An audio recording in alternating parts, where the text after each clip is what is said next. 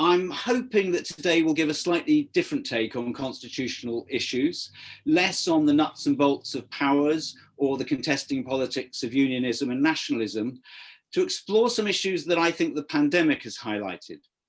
I've got a very English perspective living in Winchester, but it seemed to me that the UK media really struggled, certainly at the beginning, with devolved administrations having different COVID policies, not just with reporting what they were, but even understanding how policies could be different. Government and opposition politicians often talked confusingly about the country when they meant England. Indeed, yesterday's Treasury tweets about levelling up buses and housing weren't clear whether they were for England only. So it seems to be hard to find a language of politics that works across the Union. And to judge by complaints from the Welsh First Minister about consultation, the machinery for intra-governmental coordination can often be lacking. The thing is, it's 20 years since devolution, but the language of politics, the culture of the media, and the organisation of the state don't seem to have caught up. And I'm hoping that our speakers will explore if that's true and why. And it matters, of course, not just for now, but because our constitution may not be settled. And if there are reforms, can they bring our language and culture and practice better into line? Well, to get us underway, our first speaker is Ian Murray MP. He's the Shadow Secretary of State for Scotland. Ian, welcome. Well, John, thank you very much indeed. And it's great to be doing this seminar, albeit on Zoom. I would rather we're all huddled in a room with a cup of coffee and chatting to each other, but these are the modern ways of doing it. And I think it's a great privilege to be involved in some of these discussions.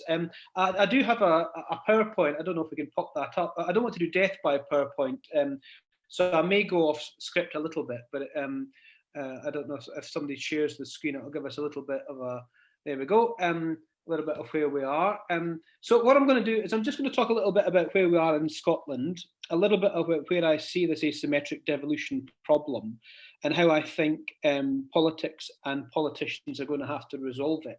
You can see from the map there on the left-hand side of the screen. I don't know if it's to scale, actually. I'm not sure if it is to scale, but essentially that's all of the English regions, all of the Scottish regions, the Welsh and Northern Irish, and the geographical makeup of the United Kingdom. Now, back in the mid-90s, of course, the Labour Party back then, when we still had Conservative rule, decided that the status quo was indefensible, that we needed to have a constitutional settlement that was much more in tune with where the politics of the country was, much more devolution from Whitehall. And when I say Whitehall, I mean sort of London in the southeast, but primarily central London, out to the nations and regions of the United Kingdom.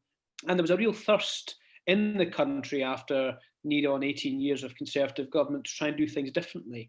So we came up with a devolution settlement for the 1990s, and we went into that 1997 general election with the plans that are now essentially in place across the UK. Significant devolution in Scotland, significant devolution in Wales, also Northern Ireland came on stream. And then, of course, pockets of England, Merseyside, Manchester, Bristol, London, of course. Yorkshire is ticking along somewhere along that pathway in devolution.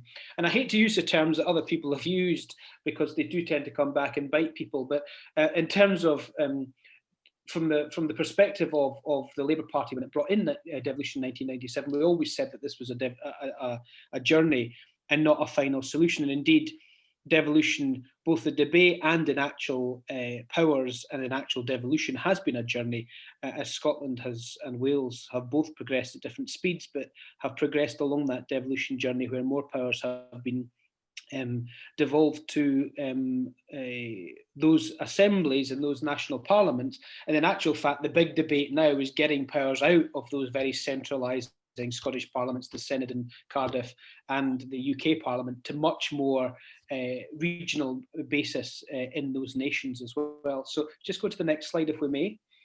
Now, the reason this is incredibly important is because some things have happened over that last decade or so, since about 2010, since the Conservative Party took power at Westminster. And it's not new, it's not unique to British politics or to Scottish politics, indeed. It's very much a factor across the world. If we just see what happened with Donald Trump in America, if we've been seeing what's happening with nationalist, populist parties all over Europe and the Western world. Indeed, you could even argue that in some instances, Trudeau and Macron are a result of that national identity politics, despite, in my view, my argument would be getting the right result in those particular instances. But what you can see now in the Scottish context, and I just want to take a few minutes talking about that, because it then feeds into where we go next. You can see now that most people in Scotland, to a greater or lesser extent, put their cross in the box at general elections or any election based on, to a greater or lesser extent, where they sit on that spectrum of the Constitution. And the reason that's important is because the Constitution is just about identity. And the SNP have essentially grabbed all of that identity, all of that Scottishness. And I know, John, you talk an awful lot about Englishness and what Englishness means, the Welshness, Irishness, all of those kinds of issues feed into where we end up in terms of that kind of constitutional politics. So we can pop on to the next slide, if we may. This all feeds into, of course, the union needing reformed. And the reason I mentioned the union needing reformed is because the Constitution has now become the central issue for Scottish politics now for over a decade. Everything is swamped by that central issue. And the reason that it's swamped by that central issue is because people see a different constitutional settlement in Scotland, whether it be independence or sticking with the union, as being the answer to all the questions that people want to pose. So whereas I would argue Brexit was a simple answer to a complicated question about identity and about getting your fair share and about governance and about politics being closest to the people, about subsidiarity, independence in Scotland is essentially an argument about the very same things. And what that's then led to is that Scottishness now swamps everything, whether it be in history, culture, education. There is nothing British at all in Scotland at the moment in terms of all the surveys that are done. Scotland's first, Scottishness is first. And where have we heard that before? Scotland's first, Scotland's NHS is first, Scotland's schools are first, Scotland's politics is first, Scotland's economy is first, America first, France first, etc., etc., etc. It's a nationalist narrative. And that's why we now need some major constitutional reform. And what, as John said, his introduction, the pandemic has done is it showed that other parts of the country can operate in a different way. And the Welsh government, the Scottish government, the Northern Irish government, and indeed the powerful mayoral leaders in England have shown that they want to take different decisions from the centre. But on top of all of that, of making different decisions from the centre, they want to do that for two reasons. One, they don't like the central decisions. And two, the decisions that they will make are much more relevant to the lives of the people that they're making them for. And that's the big argument about where I think the union needs to be reformed. And from a Scottish perspective, in much the same way from an Andy Burnham perspective, a Steve Rotherham perspective in Merseyside, a Sadiq Khan perspective, that perspective is you don't really want full independence because you believe in the United Kingdom or you believe in something much bigger and that pooling and sharing of resources and that redistribution, but the status quo is indefensible. And that asymmetric devolution that we currently have across the UK shows that we now have a situation where the status quo is indefensible and doesn't really work, but we don't want to go down the route of breaking up the United Kingdom. And this is not really a question for Scotland, although Scotland leads the debate on this, or certainly from a Labour perspective. This is an English problem. And the reason it is an English problem is because of asymmetric devolution. England is too big. England's a 90% population in terms of that dominant force. It's 85% of the economic force. So when people say, oh yes, own decisions are made for London and the South East, well, there is the majority of the population, the majority of the economic output, and that's where the driver of the country. So what do you need to do to resolve this? Well, you need to do a number of things. Firstly, you need to determine whether or not, in order to make I don't know what the word would be, John, in terms of a academic sense, but you need to make the UK less asymmetric in terms of devolution. And the way you make it more equal in terms of devolution is to resolve the England problem. and it's an England problem and an English problem. And with Andy Burnham in Manchester and others, etc., that problem has started to be semi-resolved, and the questions are starting to be asked, but the solutions haven't yet come to what happens to the rest of England. And what happens to the rest of England in that donut of the southeast when you remove London, which is over 22 million people? How do you resolve what people have described as the Blackpool problem?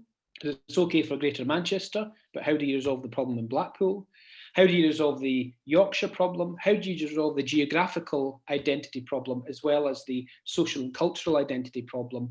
And is this just another way of having more politicians and more layers of government that the public don't really want? Or is it a real attempt, I think, to get powers from Whitehall, which isn't just about moving brass plates, but powers out and into the hands of the lowest possible place that they can be determined in terms of subsidiarity? So that's what I think it is. Scotland's really leading this debate, but it's leading this debate about where does Scotland go next if you believe in keeping the United Kingdom together. And England is now well and truly in this debate, because particularly post-pandemic, people are going to start to say, well, we want decisions made at a local level and not at a national central level, regardless of whether or not it's a Conservative government run by Boris Johnson, even although that Conservative government run by Boris Johnson has been the catalyst for this debate, because it's shown that asymmetric devolution doesn't really work, because a lot of the parts of the country want more powers, want the responsibility, want the accountability, and most importantly, want the money that goes with it. So I haven't really stuck to my slides there, but I'll conclude there as a little introduction, John, that the asymmetric devolution across the United Kingdom, if I conclude, has been the catalyst for trying to get a much more equal share of the pot for everyone. And that equal share of the pot, in my view, is about getting powers out of Holyrood into Scottish local communities, out of the Synod in Cardiff into local communities, and out of Whitehall and into whatever English regions see themselves as, and whatever Englishness determines itself as it wants to be. And I'll stop there. Ian, thank you very much indeed. That's a great start to the seminar and already raises lots and lots of issues. I'm going to move on now straight away to our next speaker, Akash Paun from the Institute of Government, who I suspect may tell us that asymmetric views of the Union have been around a lot longer than the last 20 years. But Akash. John, thank you, and good afternoon, everyone. Thank you for the invitation to join this discussion. So, yeah, John, when you invited me to take part in this event, you asked me to address the subject of how historically the Union has been seen from within its different nations. And that is, of course, quite a big subject to do any sort of justice to in 8 minutes. But what I intend to do is to give a short presentation, painting inevitably in very broad brushstrokes, and which draws upon a book chapter I wrote a couple of years ago as part of a project I worked on with John and others at the British Academy. The project led to the publication of this book, in fact, called Governing England, which is now available for free on the British Academy website, if anyone is interested to look it up, because the actual hard copy version is rather overpriced. And the argument I made in my contribution to that, and that I want to kind of expand upon today, is that the territorial constitution of the UK contains within it, and has always contained within it, a profound ambiguity about its central principles, and that this ambiguity reflects the different ways in which each of the nations was integrated at different points into the Union, and that led to the emergence of parallel and ultimately incompatible views of where power lies within the Union state. Because on the one hand, the Union has retained at its core the ancient English doctrine of parliamentary sovereignty, which is rooted in the idea of the nation as a unitary entity with a single locus of authority at Westminster. James Mitchell, who's a writer on the history of the Union, has described England as the prototypical unitary state in which power was centralized very early in its history, following the unification of competing Saxon kingdoms before the Norman conquest. So indeed, John, as John said, I will be talking a bit before the past 20 years. And then what we saw is that the modern English constitution emerged through what's been described as, I quote, an incremental process in which the principle of parliamentary sovereignty was continued with the older principle of monarchical sovereignty. Then, as England first absorbed Wales and then united with Scotland and Ireland between the 16th and the early 19th centuries, from the orthodox English constitutional perspective, what this process represented was essentially the integration of the other nations into the existing English constitutional order. But the unitary state narrative that represents has long been challenged as giving an accurate depiction of the constitutional history of the UK as a whole. As Professor Arthur Ochi has written on this point, there's no doubting the Anglocentricity of this perspective. Scotland in particular has a long-standing alternative constitutional discourse centered on the idea or the principle of popular sovereignty, the sovereignty of the Scottish people within the Union state. And from that perspective, the Union of 1707 did not represent the assimilation of Scotland into a greater English state, but rather it was a voluntary union of two sovereign nations whose right to self-determination was not extinguished by that process. And that, it can be argued, was reflected in the provisions of the 1707 Treaty of Union, which retained intact many of the core institutions of the Scottish state, its legal system, its church, its educational institutions. By the late 19th century, a separate Scottish office had been established too, which carved out a growing separate sphere of Scottish public administration. And when political devolution finally took place in 1999, it built upon those existing institutional foundations of what was called the separate Scottish system of government, as well as upon the discursive foundations of the Scottish doctrine of popular sovereignty.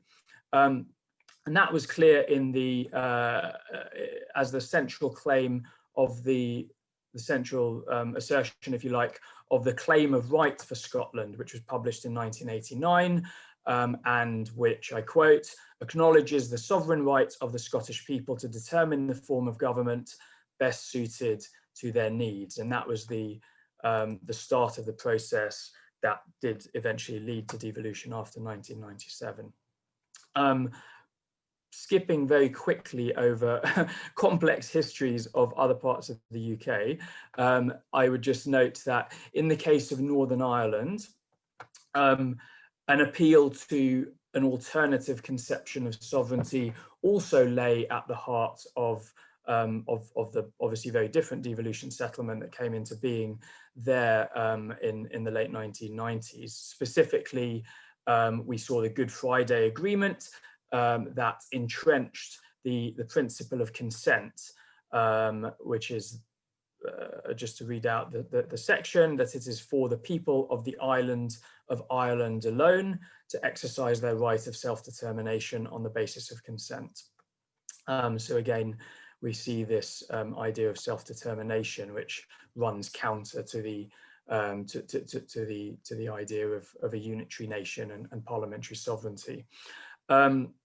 The Welsh story, again, is obviously quite different. Wales was more extensively assimilated into England to the extent that it did come to be spoken of and considered in law as just another region of England for a long period. But as described by the historian Kenneth Morgan, there was then a gradual rebirth of the Welsh nation as a political entity, beginning in the late 19th century with the expansion of the franchise and the Great Reform Acts and so on.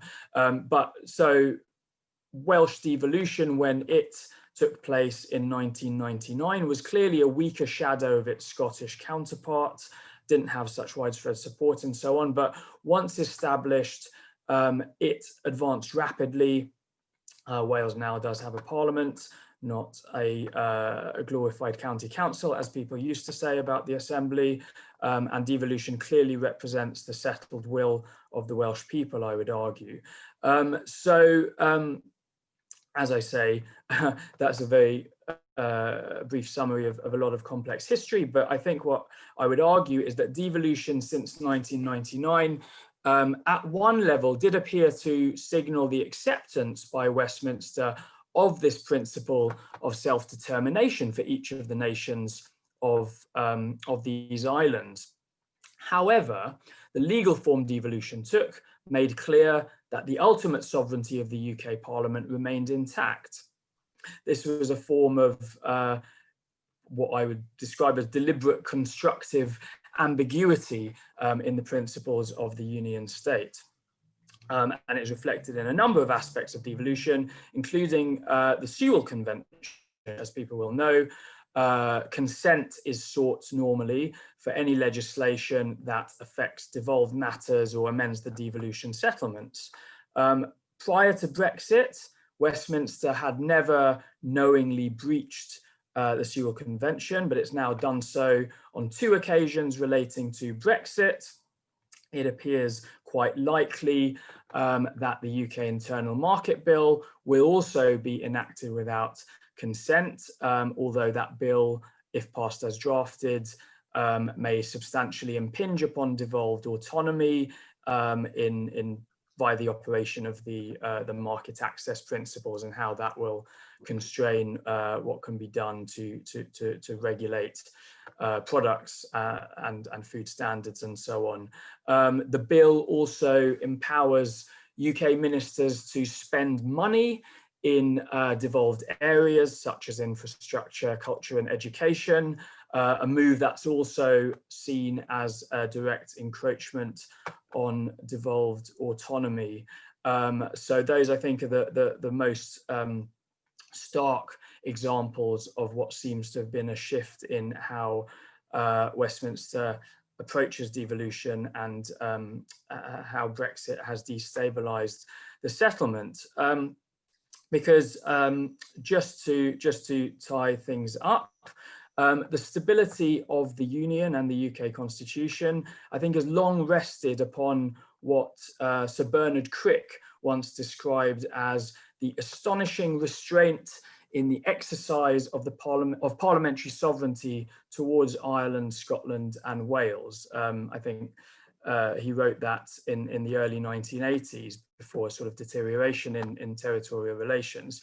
And since 2016, I believe we may have seen the beginning of the end of that historic restraint.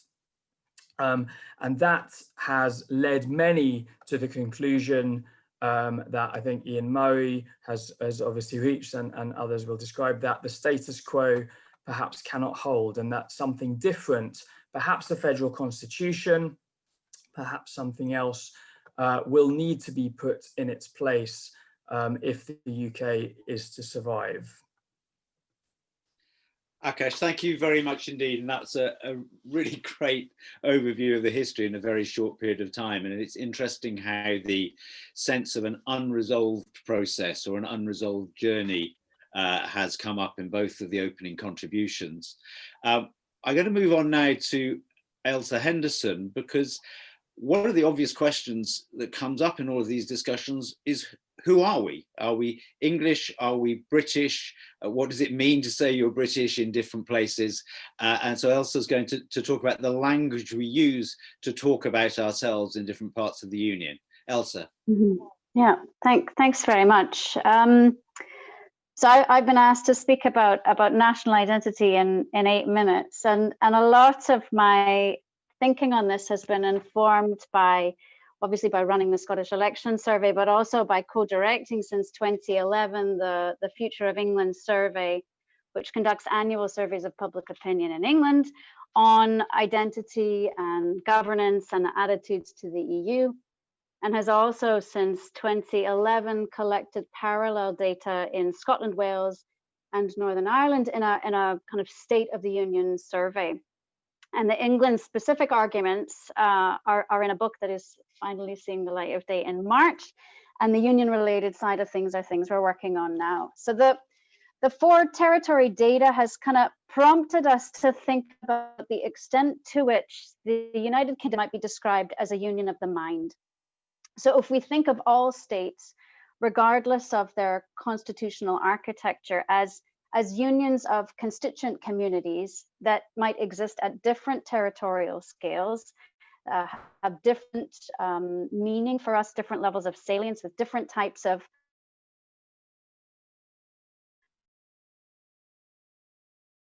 autonomism on the other. And we can use that scale to try and understand where the United Kingdom is at the moment. And the answer is that it's a disunited kingdom in many ways. If we speak about different dimensions of this union of the mind, we can think of the UK as a union of social solidarity, as a union of economic solidarity, as a union of legitimacy or fairness, but also as an identity union. And we can see the consequences of asymmetric devolution arrangements in each of these different dimensions. I'm going to talk mostly about identity, but very briefly on the others. In terms of a union of economic solidarity, or a sense that we want to share resources across the state, if we ask abstractly about the principle of economic solidarity, so just in an abstract sense about whether people think that resources should be shared across a state, then there is majority support. And if we make the question a bit more precise and we ask about sharing across the whole of the UK, then support drops a little bit, but there's still majority support across the UK for that principle. But in England, if we start to ask not just about sharing in principle or sharing across the whole of the UK, but if we start to mention specific parts of the UK, so what about sharing with Northern Ireland? You want to do that? What about sharing with Wales? Then we see that support plummets by, depending on where you're asking about, by either from 7 to 20 points, and nowhere prompts support to fall more than when you mention Scotland.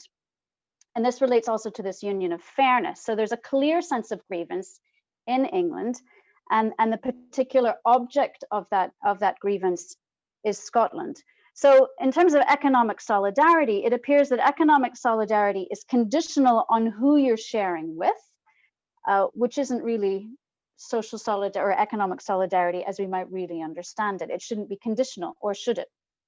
In terms of social solidarity, we look at whether people feel that they should have similar access to various policy entitlements, and support for this is quite high. It's between 70 and 80% in England who think that policy should be the same across the UK on, for example, prescription charges, tuition fees, unemployment, sentencing, access to care for the elderly. Support for uniformity, policy being the same across the UK, is higher than in Scotland, markedly so, but it's not much higher than what we see in Wales.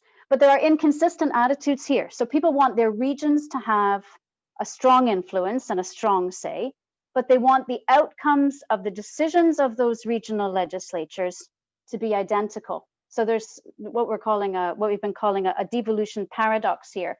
People want devolution, they want strong regions, but they want the regions not to make different decisions. They want those regions to make identical decisions across the state. So the freedom to make identical decisions is another way of looking at it. And we can see this, as John mentioned at the start, we can see this in the reaction to COVID and the handling of COVID, not just from the English electorate, but from politicians and from journalists who appear not to have noticed that devolution might lead to policy variation in devolved areas of competence, and they've been aided in that sense by a UK government that is not always very specific about the territorial reach of its policies.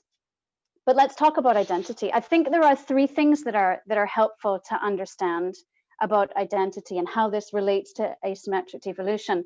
The first is that the state identity, so a British identity, is not the preferred identity in any of the three parts of Britain at the moment. If we ask which identity suits you best, in England, around 40% would say a British identity, and also 40% would say an English identity. In Scotland, it's about 24% who would say a British identity and 64% who would say Scottish. In Wales, it's about a third who say British and half who say Welsh. So the first finding about national identity in terms of asymmetric devolution is that it appears to have had certain consequences. And the first of these is that within Britain, a British identity is not a strong dominant identity in any part of mainland Britain. The second thing we know is that people who hold a British identity think different things and have different political preferences depending on where in Britain they live. Now, there's always been, I'm deliberately saying Britain rather than the UK here, there's always been a gap in terms of the content of a British identity in Northern Ireland versus the content of a British identity in Britain. But previously, the illusion of a British and an English identity meant that we didn't see what we do see now, which is that the attitudes of those who hold an English identity, so a sub-state identity in England, are the same attitudes as those who hold a British identity in Scotland and Wales. And the opposite is also true. So the attitudes of those who are British, who feel British in England, are most similar to those who say they feel Scottish or Welsh in Scotland and Wales. And when I say attitudes, what am I talking about? We're talking about what we call devo anxiety, so disquiet about the impact of devolution and the way it affects the running of the UK, but also a sense of Euroscepticism. So English identifiers are devo anxious and they are Eurosceptic, while it's British identifiers in Scotland and in Wales who feel this. So British identity is not the dominant identity in any part of Britain, and people who hold a British identity hold different constitutional preferences, at times polar opposite constitutional preferences, depending on where they live in Britain. And the third part is that there's actually more nuance to this, because English identity is unlike Scottish and Welsh identity on issues of devolution and on Euroscepticism. However, those who feel English also want self-determination for themselves. And I don't mean, by this, I don't mean independence. I mean some form of self-governance. So in this, they are like those who have a strong sense of Scottish and Welsh identity. Now, what kind of self-government do they want? We can typically distinguish between two different solutions for the English problem or the English question: those that treat England as a single unit and those that seek to carve up or divide England. In general, the English electorate, and particularly English identifiers, tend to prefer a whole England solution. So support has always been highest for English votes for English laws, but there's also support for an English parliament, and these are typically greater than support for enhanced city regions or regional government. Indeed, these options often fare, these regionalized solutions often fare less well than support for the status quo, which itself is not particularly strong. And so there we have the chief challenge in terms of how you solve the English question. To cope with the demographic dominance of England, various parties have suggested dividing it up. But the only proposals for English governance that people do not want are the ones that are proposing to carve up England. They want an England-wide solution to address the lack of an English voice.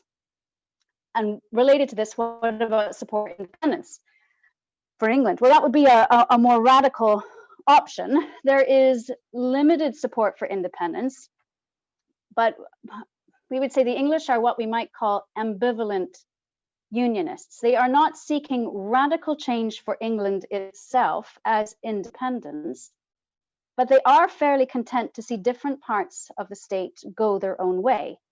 And we know from the polling that the parts they are most content to see go their own way are first Northern Ireland, shortly followed by Scotland. So we, for example, have a question where we ask people to say which option suits them best. The union between Northern Ireland, Scotland, England, and Wales is a priority for me, and I want it to stay the same. I want independence for my part. Or a third option, I don't want independence for my part, but if one or more other parts of the UK want to declare independence, then so be it. And this third group, people who choose this third option, these are the people that we would term as ambivalent unionists. So they want the union, but they're not necessarily seeking to have it frozen in an aspect. What we see in England right now is that around 10% of the population want independence, and around 40% might be characterized as ambivalent unionists. So that's about half the electorate actually quite content for fairly radical change. If we look at English identifiers, people who describe themselves as English, not British, then 30% of those want English independence, and a third are ambivalent unionists. So almost 2/3 of those who describe themselves as English, not British, support this radical approach or radical change. Now you might say, well, hang on a minute, English, not British, that occupies what, 10% of the population in England? And that's absolutely true. But if you look at the different identity categories of that question, the question we call the Moreno question, if you look at people who describe themselves as more English than British, English and British, more than 1/3 of any of them are in that ambivalent unionist category. For each of them, until you get to the category British, not English. And even in this group, the group that is the most British in England, you have more than 1/4 who are content for one or more parts of the United Kingdom to go their own way. So the English as a whole might not want independence for England, although English identifiers are certainly happier for that to be the case. But they don't appear to mind if other parts of the Union leave them, and in so doing, leave the British state to them alone. And I'll end there. Ailsa, thank you very much indeed. And that's a lot to think about if we want to find some sort of common language to use. I'm going to move on now straight away to Stephen Cushion from Cardiff University, picking up the issue of the media and how that has covered recent events and what it tells us about asymmetric devolution. Stephen. Oh, by the way, before you come in, Stephen, could I just say to the audience, please do put questions in the Q&A if you would, or support questions that are already there. It'll help me when I come to posing some questions to the panel at the end. But Stephen. Okay, thanks, thanks, John, for the invitation.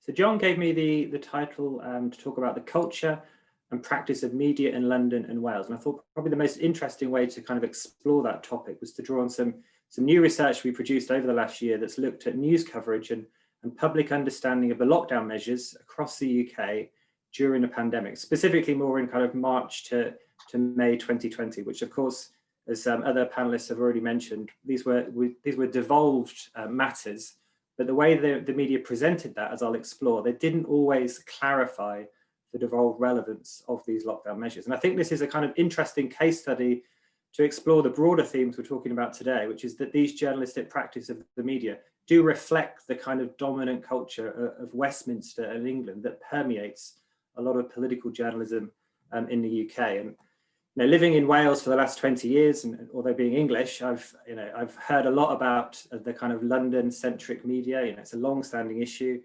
It's associated with this concept of a democratic deficit in Wales, the idea that people in Wales are kind of starved of the information that they need to be informed critical citizens. There's polling evidence that supports this about people's lack of knowledge around the Assembly. This is a poll a few years ago when it was an Assembly rather than a Senate. 43% of people thought that health was actually a UK government responsibility, and over 4 in 10 believe that policing was actually devolved, wrongly so. And of course, it's always difficult to isolate what's the cause of that in terms of media effects, but a lot of people have associated that with the fairly limited political public sphere in Wales. BBC Wales is widely watched and listened to and read online. And the opt-outs are very important on BBC and ITV, but there's not a huge amount of newspapers and that are sold in Wales that are nationally produced, that's news about Wales, or even online. There's a huge reliance still on English produced newspapers and online services like the Daily Mail and the Sun. And of course, if you look at those, there's very little about Wales, Scotland or Northern Ireland. And it's principally about England and Westminster politics. Or of course, there's a huge reliance still, even 20 years after devolution, on UK-wide network news that, the 6 o'clock evening bulletins on BBC or ITV and Channel 4 later in the evening. And of course, that's quite significant because these broadcasters are public service broadcasters and they have a duty to be impartial and accurate. And over the years, over the last decade or so, I've been involved in various kind of media monitoring exercises with regulators like the BBC Trust, or more recently Ofcom, where we've looked at how UK network news reports donations and devolutions. And these can be summarized quite quickly in 3 headlines, which is that devolution occupies a tiny part of the network agenda, generally around 1%. I think it was 3% in 1 year because of the Scottish referendum. But usually outside of that, it represents a very small proportion. England and Westminster are the overwhelming focus, and most reporters are based in England. And perhaps most critically, though, a lot of the coverage often assumes that social policy stories are relevant to the UK, when in actual fact, they only apply to England only. A good example there is the junior doctor strike a few years ago. So given this kind of informational climate, it's kind of understandable that people are confused. But I think during the pandemic, this was brought into sharper focus. And as part of a much bigger project, an HRC project that was around misinformation and disinformation, we decided to explore that. And as part of a news diary study that we were conducting over a period of 6 weeks in April and May, and this was the 200 respondents right across the UK, and we were asking them general questions about their changing news consumption, trust, and critically, of interest to this panel is their knowledge about news and policies, including the lockdown measures. And just a general statement is that we found a lot of confusion about the devolved powers. Just to give one headline, half the respondents incorrectly said that it was the UK government that was responsible for all the UK lockdown measures. And we got into the specifics of that a little bit more in another diary entry. We found that, whilst measures in England allow people to use their car to exercise, 6 in 10 of the respondents didn't know that in Scotland and Wales, they had to remain in their local area. And that comes with, pretty big consequences. I don't know if you can see some headlines that I've taken from various news outlets, where there was one woman who took her child from Birmingham to a beach in Wales during the lockdown, and didn't realise that she wasn't allowed to be there. She was escorted from the police. She was protesting a lot, but she didn't realise that Wales was a different country. Or another one, perhaps more worrying, is a man drove from Devon to go and feed his dog in Wales. And again, he didn't quite know that wasn't allowed. I think the quote there you can see from ITV Wales is, "Don't we control Wales too?" So there is a lot of confusion out there. We just asked the general qualitative question: do respondents feel confident about getting the correct, local information? And there was a lot of comments that related to unclear UK government messaging, but a lot also related to devolution and devolved powers. I'll quote one respondent who said, "Distinguishing between rules for different parts of the UK has been difficult, with reporters sometimes omitting rules which apply where. These rules should be stated explicitly as to who they apply to." So as part of the project, we decided to look at that, a bit more systematically, and we chose specific dates where there was major UK government lockdown announcements. I won't read out all the dates there, but they were quite significant. And we looked at all the major broadcasters, and we isolated, certain parts of news reporting in terms of the headlines, the kind of anchor introductions, and the items themselves. So this is still an ongoing project that we're doing, but at the moment, it's well over 200 units of analysis that we're looking at. And just to give you a flavour of some of this, if we go back to 23rd of March, which was when that big announcement around the lockdown from the UK, this was an agreement between the 4 nations, but it was obviously announced from Downing Street by the by the Prime Minister, and it was very much framed by all broadcasters as a UK government decision. You know, there wasn't any references to the nation. So the BBC News, for example, said on the day, the Prime Minister clearly felt he had no other option tonight. Will take some time to absorb the scale of what the government have announced here. Or a Sky News Live two-way that said the PM didn't want to do this. He clearly felt he had no other option and spurred government into action. So it's that singular use of government there. Devolution, devolved powers, administrations are kind of invisible in this decision-making power. And that's quite an important process, because as I'll go on to explain in a moment, I think coverage has changed and has become more accurate and has reflected the devolved administrations more. But at that point in time, in March and April, as the Oxford Reuters surveys have shown, people were really unusually attentive to the news. BBC News bulletins are reaching something like 20 million viewers, a night, and so that attention fell into the summer when people weren't as attentive. But when the lockdown was extended by 3 weeks on the 16th of April, a similar story happened. It was a four-nation agreement, but again, the broadcasters didn't acknowledge this. It was framed as a UK government decision. And we looked at the statement as well, because this is something Ailsa just referred to a moment about how the UK government isn't always particularly accurate or inclusive when they make announcements which are clearly relevant to the devolved nations. They didn't mention the nations or devolution within that statement. So you get coverage that's framed like Channel 4, where again, I won't read out the quote, but again, it's about the government making these decisions. They're under pressure to explain. Or a BBC News report that was quite interesting in that on that day, they gave a really informative summary of how different nations across Europe were easing their lockdown measures. But bizarrely, they ended the report where they say, here in the UK, we don't know how the government is planning to handle this. So again, devolution is kind of invisible in this process. Now, things did check. Let me just refer quickly to the newspapers as well, that we briefly looked at too. Just a quick scan of the headlines, and even inside the newspapers, there's very few references to England, certainly to none of the nations, and none of the devolved responsibilities. If we fast forward in time to May, the end of May, when the UK government made an announcement on the rule of 6 of people meeting up in public.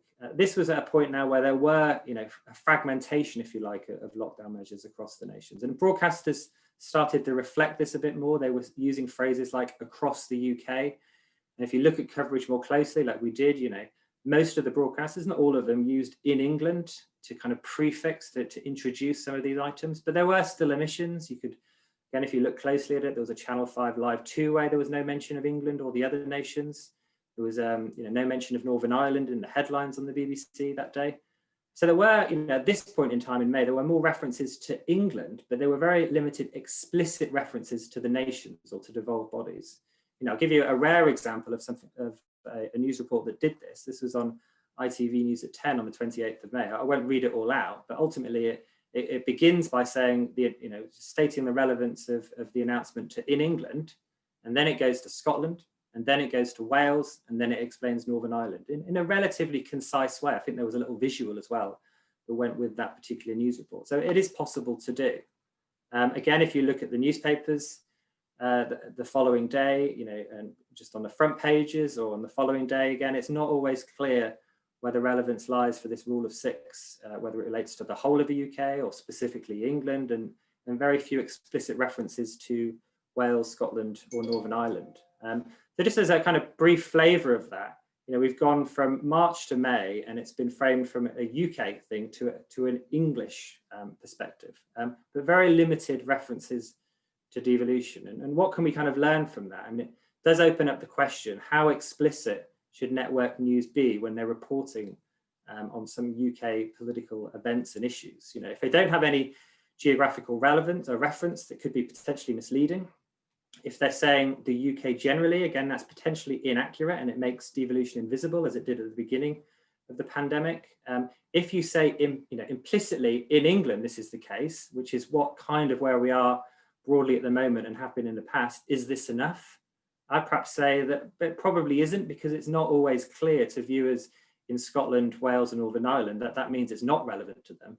So probably the clearest way of communicating the relevance, I think, is an explicit reference where you name check Scotland, Wales or Northern Ireland. So it's abundantly clear to viewers. I'm not sure if you can see that the Daily Express headline that I put there. This is from last week, but this was just to say, actually, I do think during the pandemic, things have changed a bit, not just on broadcast news, but also newspapers. On that front page, in the very bottom of the page, there's actually references to how Downing Street are currently negotiating with the devolved administrations in Scotland, Wales, and Northern Ireland. And as someone that kind of monitors this and has done for a while, it's very rare to have English-produced tabloid newspapers referencing devolved powers. So I think something is happening here.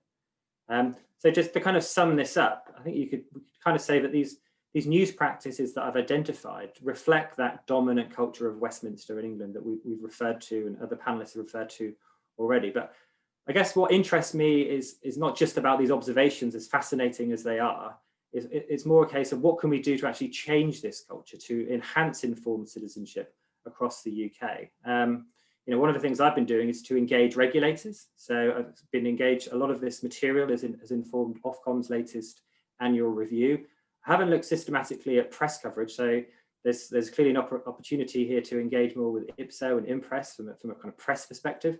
But what I've also been doing is engaging a lot with broadcasters. So I've been producing videos, not necessarily in real time, but quite soon after events have been reported, producing videos with some analysis, with some clips, and sending it to senior editors to kind of reflect on and to have a discussion in the newsroom. And if I can conclude by just blowing my own trumpet a little bit, or our project's trumpet a little bit, this is a quote from the Channel 5 editor who wrote back to us after we produced the research, saying that this research that produced, which I'm referring to this afternoon, provided us with invaluable, research. This bird's eye view of this output was essentially a shortcut to focus on exactly what we needed to do better. And I think since May into June, and certainly into September, which is what we're currently looking at, network coverage has improved. I think if you watch it now compared to how it was in May, they're far more inclusive. I think the knowledge of journalists has increased in terms of our understanding of devolution. So this pandemic actually might mark a kind of change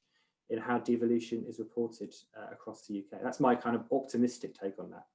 But that was a very quick whirlwind perspective on our research. If anyone's interested in that, I've passed on the slides, and you can visit our website, which has lots of blogs and material that relate to this project and other research that we're doing too. Thank you. Stephen, thank you very much indeed. And nice to have a touch of optimism towards the end of your contribution. I'm going to move on now straight away to our final speaker before we go to questions. Jack Sheldon from University of Cambridge, looking at really how the machinery of government between the devolved nations and the union government has or has not developed since devolution. Jack. Thanks, John. So yes, I've been asked particularly to reflect on how the machinery of government has adapted to the reality of devolution over the last 20 years, and to discuss some of the state of current policy debates within this area. And I'll focus particularly on two related areas that were raised in the publicity that was sent out for this event: central government's relationship with the three devolved governments and the governance of England within that context. My starting point is that the introduction of devolution clearly had an important knock-on effect for the role of the centre. In key policy areas, the UK government became effectively the English administration rather than the executive body for the whole of the union as it had been before. And given that many of the decisions made by each government inevitably had knock-on effects for the others, it required it to build a set of new intra-UK relationships too. During devolution's early years, attempts at setting up institutions to manage relationships between the three governments were perhaps rather half-hearted, with Labour leading the UK government at the time and also the senior coalition partner in the initial Scottish and Welsh governments. It didn't seem to be too much of a priority. Informal party networks could be used when contentious issues arose, and in fact often tended to be preferred to more formal machinery such as the Joint Ministerial Committee, which had been established in 1999. And this arguably bred a sense of complacency about intergovernmental relations. So when a more testing set of circumstances started to present themselves during devolution's second decade, with now different parties leading each government, issues such as Scottish independence and relations with the EU starting to rise up the agenda, the joint ministerial committee system proved not to be found badly wanting. It's, for those that aren't familiar with it, the joint ministerial committee system of meetings are convened by the UK government. There isn't a fixed schedule for them, and there are a whole number of other reasons why they're generally considered to be insufficient. In the context of Brexit, for example, meetings didn't always take place, even at key moments. And when they did, participants often complained that they didn't enable meaningful discussion or the constructive airing of differences. Many of the rows that have broken out in recent years between the governments have, I think, been as much a result of poor communication and the sense from the devolved perspective that the UK government doesn't prioritise or even fully understand devolved sensibilities as much as they've been about the substance of policy. Now, back-to-back crises over Scottish independence, Brexit and coronavirus would of course have challenged any set of institutions. So I don't think better intergovernmental relations can be the silver bullet solution for the Union by any means. But the absence of agreed rules or procedures for the governments to engage with each other and make decisions together has certainly only exacerbated tensions. The four governments in the UK have in fact all acknowledged for some time that there is a need for an overhaul of intergovernmental relations. A joint review was commissioned by the Joint Ministerial Committee in 2018. And after several delays, there have been some recent signs of renewed interest in this from the UK government, particularly from Michael Gove at the Cabinet Office. And some of this territory also falls within the remit of a separate official review, which Theresa May commissioned as one of her last acts as Prime Minister, conducted by the former Scotland Office Minister, Lord Dunlop, which has been completed but not yet published. And proposals in this area have been made over the past few years by the Welsh Government, by various parliamentary committees across the UK, by Akash and his colleagues at the Institute for Government, and by academics, including a team that I was part of within the Centre on Constitutional Change. Among other things, relatively simple improvements could include agreeing regular schedules of ministerial meetings in advance, routinely rotating the chairs and locations of meetings between the governments to help overcome the sense of hierarchy felt by the devolved administrations when participating in intergovernmental meetings, and establishing more sectoral intergovernmental forums. That means forums that aren't talking in general, but are focused on specific policy areas. And this might be particularly useful in some of those areas returning from the EU, where devolved and reserved responsibilities intersect. These changes are increasingly urgent as we now come towards the end of the Brexit implementation period. The return of powers relating to agriculture, fisheries and environmental standards, for example, to the UK's four parliaments will, certainly if we're to avoid a period of deep strain between the UK's governments, will necessitate an unprecedented level of sustained, meaningful engagement as common frameworks are negotiated and managed. And this is a form of shared cooperative governance that perhaps over the past 20 years hasn't become a regular habit for governments around the UK, although there have been some occasions where this type of work has been done successfully. So this brings me to the second part of my remarks, which focus on England's place within this context. In practice, central governments UK-wide and English roles have remained deeply entangled. And that's clearly demonstrated by how intergovernmental relations works at the moment, where there's no separate representation for England in forums like the Joint Ministerial Committee beyond the presence of the UK government. This hasn't always been too problematic, but it becomes more so if intergovernmental relations takes on a more important role in policy making in the future. From the devolved perspective, it's feared that the UK government will prioritise England's interests over working out solutions that work for all of the UK's parts. While people in England may very justifiably ask who is representing them in a meeting of the UK, Scottish, Welsh and Northern Ireland governments that's discussing some aspect of public policy, but perhaps sensitive issues like fisheries or agriculture in the future.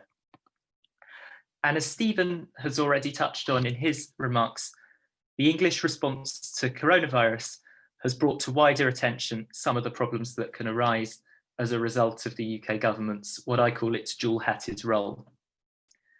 The distinction between decisions that apply across the UK and those applying only in England is not always made clear, not only in the media, but by ministers themselves when they make announcements, often actually switching between their UK-wide and English hats in the course of a single press conference without any acknowledgement of this distinction.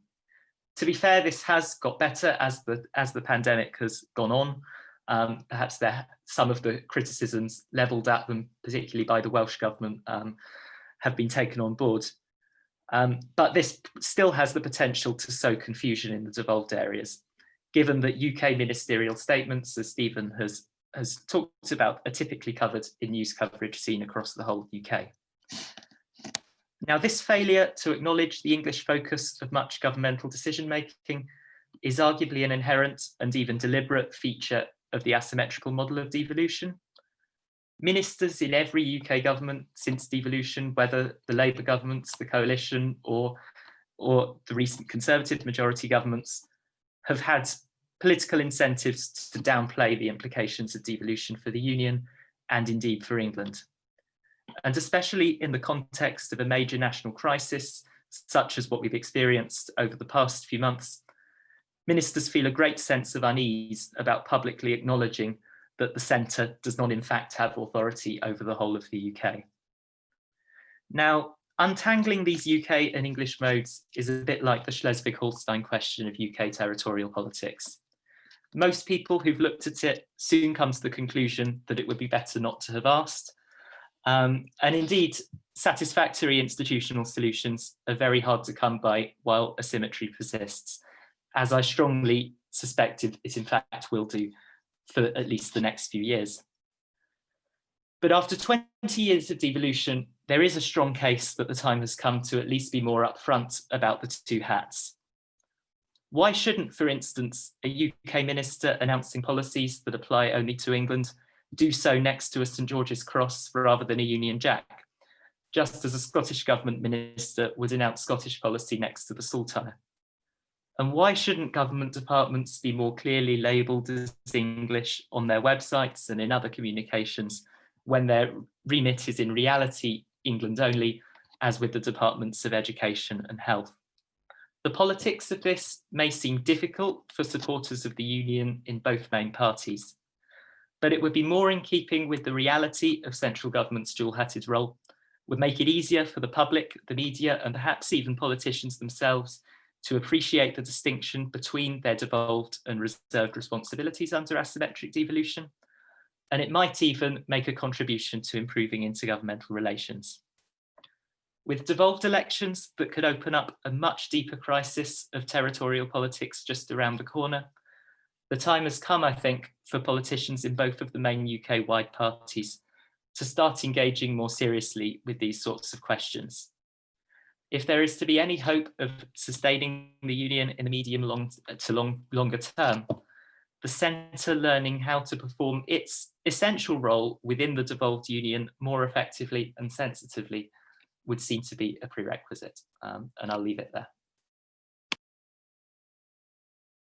Thank you very much indeed. And that sets us up very nicely for the questions. I'm going to take some of the questions that have been asked. I might add a few additional strands to the questions to get as much as I can in, and I won't necessarily bring everybody in on every question for obvious reasons.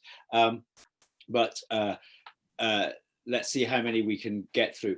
I'm going to start with one from Richard Corbett, but also perhaps take us back to the point that Jack was making at the end. Richard makes a small symbolic point about England having its own national anthem rather than having God Save the Queen at rugby matches and the rest of it, and whether that wouldn't help undermine the idea that England dominates rather than shares the union.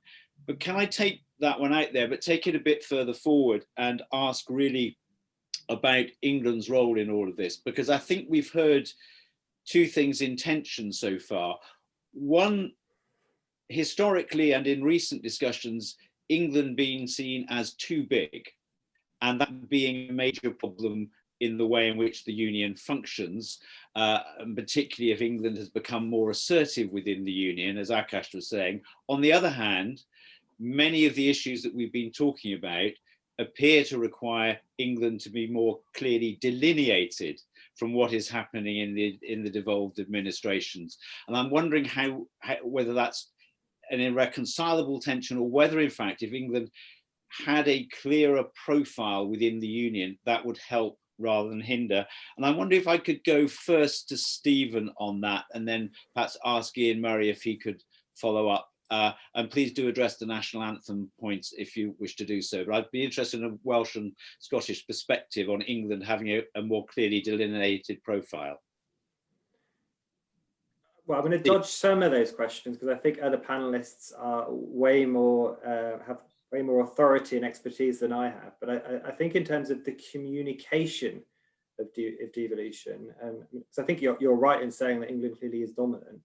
But I guess what interests me is if you do have a network service, a network news service, particularly for public service broadcasters that that have license agreements to be, and obligations to be accurate, to be impartial, and the BBC obviously has public purposes, and if you read the BBC annual report that came out yesterday, and the reports that have come out over the last year, they take it very seriously to reflect the four nations, and it is started to fragment. There is people, and Ian will probably know this better than I do, in Scotland, there's a lot of kind of criticism about the extent of coverage, the nature of coverage. I hear that and see that a lot in Wales myself, to a lesser degree in Northern Ireland. So that there clearly is an issue there, but there's also a reality that Ian was alluding to, that England is far bigger. So if you're a journalist and you've got a 25-minute news bulletin to report what's happening in the world, and you've got to reflect the UK, you have to make various news judgments, and how you go about communicating that is very complex. And the things that we've suggested in the past and recommended to broadcasters, to regulators like the Trust and Ofcom, is to use devolution as an opportunity. So even if England is at the forefront of some of that conversation, of that political coverage, it is to provide context, to provide, to explore different policy options. The example I always give is tuition fees. There's a lot of people that simply don't know that tuition fees are different across the nations, and they are obviously political choices and judgments. So a journalist giving that context, explaining the differences, actually, might start to open up people's minds in the way that Ailsa was explaining, might give a slightly more different, create a different citizenry, create a different attitudes towards identity and public opinion about these things. So that would be my kind of contribution to that question. Thank you. Ian. Stephen didn't answer the question about the national anthem, so I'll give it a go. I mean, it's an interesting thing because these kind of iconic pieces of cultural appropriation, if you like, are part of that populism and that identity politics that is really driving most of these issues. And Scotland, Wales, and England have their own national anthems, I suppose, when they're going through this process. And we're very proud of those. And I think there's a danger here, and I think Justin Trudeau said this very clearly during his election, is there's a danger of mixing populism, nationalism with patriotism, and they're not the same thing. And we're all patriots in that sense, and we all stand up for the national anthem of our own individual nations when we're playing each other and other people. So should England have its own national anthem? I think they almost do, don't they? In terms of it, yes, the official one is God Save the Queen, but there's Jerusalem and other things that will be sung at rugby matches that are seen as particularly sort of quintessentially English anthems, if you like, and that's all part of identity. John, you posed a question about size, and somebody said, and I don't know if it was the Q&A on the chats, that it's not the case that England's too big, it's the case that the other component nations are too small. But the problem is with that, that kind of response is that you can't make those component smaller parts larger. The only thing you can do is make the larger part smaller. And it's not necessarily a comparator issue, it's an issue of individuals. So is it the case, and Ailsa's presentation was fantastic on some of the inherent contradictions in this, but is it the case that people who live in Carlisle or Devon or Dorset or wherever want components to be smaller in terms of managing their own lives and their own politics and their own social environment, or do they want it to be an English Parliament, if I can be as sort of brash as that? I suspect that if there was an English Parliament, and in a lot of senses there is an English Parliament, English votes for English laws I think was a mistake because it was never needed in practice, but there is in practice in terms of legislation, in terms of votes, in terms of government policy, an English Parliament. But that's surely at this moment in time, in terms of the status quo, not satisfying those component parts of England, whatever those component parts are. And therefore, to satisfy those component parts, what do they want? They very much like the London Mayor, whoever is in office. They very much like Greater Manchester and Merseyside mayors, the Bristol mayors. Is that a way to go, just to give people, not just that, it's not just about politics and policy, which is incredibly important, and the practical aspects of all this, it's also about identity and also about fighting for your own corner. Standing up for Scotland is the most powerful political slogan in history, because it's about standing up for that identity. And can I just very briefly just mention on in terms of the media, which is incredibly important in this, if you sit yourself in the front room, in front of the television in Scotland, nearly 50% of people in Scotland get their daily digest of news from the BBC network, from ITV network, from Sky News, which is obviously network, and then it drops to about a quarter for BBC Scotland and the more the Scottish national news streams. That then feeds into two things. One is, it's little wonder that there's a very, very high proportion of Scots don't know what's devolved and what's reserved. And also feeds into the fact that if you want to create geographical, social and cultural division in a country, you claim credit for all the things that are done well, and you pass the buck for all the things that are bad. And if you've got a confused public because of that daily diet of news, you then therefore are unable to resolve some of these big questions, because people, their starting position is from their own perspective. Thank you, Ian.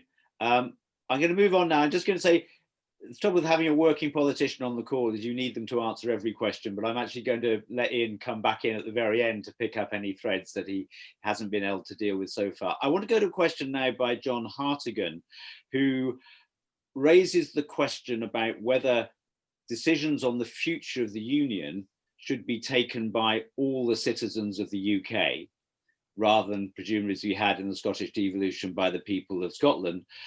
But also I'd put a different question. Ian has talked about England being run in smaller units, and whether that is the sort of thing that could be decided by the union government for England, or whether that isn't something that should lie within the sovereignty of people in England if they wish it to be broken up into smaller units. Can I go to Akash for thoughts on where sovereignty lies at the next stage of any decisions in the union, please? And then Jack, if you wanted to follow up at all. Yeah, sure. Well, I am a believer. It was probably implicit, at least in my talk before, in the principle of self-determination of each of the composite nations of the UK. So I suppose if the question is, you know, should any further devolution to Scotland, Wales, Northern Ireland, or should independence for one of those countries be a matter for voters across the whole UK, my answer would be no. I think the union is best understood as a voluntary partnership of sovereign nations, and I hope it holds together, but it can only do so if the peoples of each composite part of the nation wish it to. And, you know, we may run into this issue very soon. We have a Scottish election coming up next May. SNP currently polling very well, may win a majority. We'll be pushing for another independence referendum. UK government, as it stands, is saying, no, that's not going to happen. So this question of self-determination is going to loom very large. And I think, you know, in the end, I don't think the union can be held together by force, so to speak, or by the power of parliamentary sovereignty. It has to be based on consent of all the parts, as I say. The other part of your question relating to England, well, I think I would apply the same, I would extend the logic of what I've just said to England. I do think it is right that, given the changes that have taken place to the Union Constitution over the last couple of decades, there should be more formal, more visible recognition of England as a distinct nation within that, which ultimately does have its own, I think, sovereignty and right to self-determination, or should be considered to do so. And part of that, the answer to that may be, you know, symbolic things, the flag, the anthem, say England when you mean England, when you're making government announcements and so on. Those things are important. In terms of the constitutional question, how should England be governed? I think if there were evidence that there was a clear you know, movement and majority support to create an English Parliament and to transform the UK into a federation of 4 nations, or even for England to become independent, I think England should have the right to make that decision. I don't see that there is particularly strong support for that. And I think a federation of the 4 nations would be quite hard to make work because of the size of England, as has been mentioned. But I don't think you can say England has to suppress its nationhood for the good of the UK as a whole. It has to be a choice that England makes. But equally, we don't need to have a symmetrical constitution, and there's no requirement for England to say, we are a nation, therefore we need to have a parliament like Scotland. And if the people of England are broadly happy for Westminster to continue to be the double-hatted parliament it is at the moment, then I think that's also a legitimate choice. Thank you. Jack?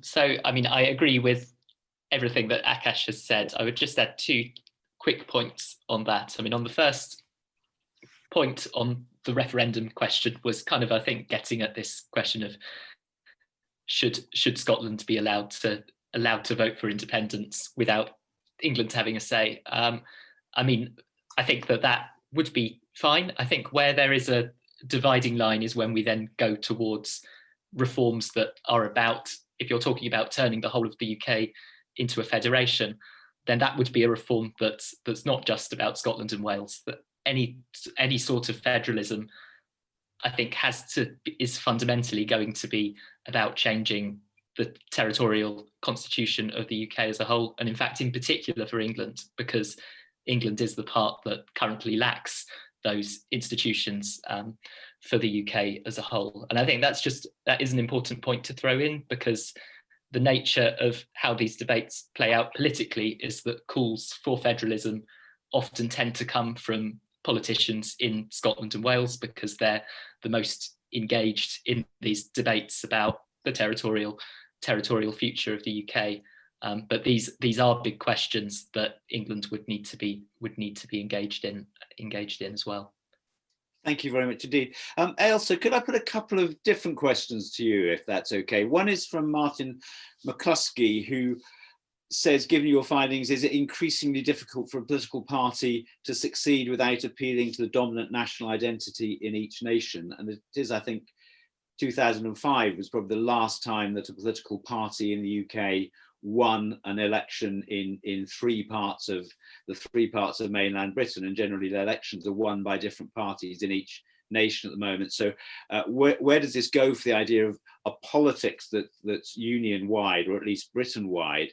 And then secondly, a question, rather different one, but one from Jayanti Shah, which is also important, about people whose heritage is outside the EU and the implications or the evidence of the likelihood that somebody who's from an ethnic minority in Scotland is much more likely to identify as Scottish than somebody who's from an ethnic minority in England, and whether that is an unchanging situation or is developing. So Ailsa, could I put both those to you if that's not unfair? No, not unfair. I'll do the second one first. So in terms of, particularly with respect to Scotland, there are some really interesting findings. So we know that often when we're looking at the research on migrants and national identity, migrants to a state tend to be more likely to have a national identity that aligns with the state rather than the sub-state unit. And partly it's about the process of citizenship that we assume that partly explains that. And sometimes when we go looking for measures of migrant integration, the point at which their national identity starts to look more like that of the dominant population, or not the domestic born population. So in other words, when you start to view the state through a sub-state lens, that's a sign of integration for migrants. So what we tend to see is that migrants subscribe more to a British identity or a Canadian identity or a Spanish identity, but there are exceptions to that. And one nuance on that is what happened in the 2014 referendum. So if we compare the voting habits of the Scottish-born population, those who were living in Scotland but had been born in the rest of the UK, or those who were born outside the UK, the Scottish-born population was most likely to vote yes. But those who are most opposed to independence were actually not those who were born outside the UK, but those who had been born in the rest of the UK. So actually migrants to Scotland from outside the UK were closer to the Scottish-born population than those who were born in England or Wales or in Northern Ireland. So it's not a straightforward answer in terms of national identity and how national identity and constitutional preferences aligned. It also depends where you're from, and also often your own country's experience of British imperialism as well. In terms of the question about whether a party can do well without appealing to nationalist sentiment, there's two ends. I think I'm maybe assuming certain motivations about the question, and I'll talk about Labour in a second. But in terms of, I mean, we know that in Scotland, being able to claim to be the party that best stands up for Scotland has done the SNP a lot of good.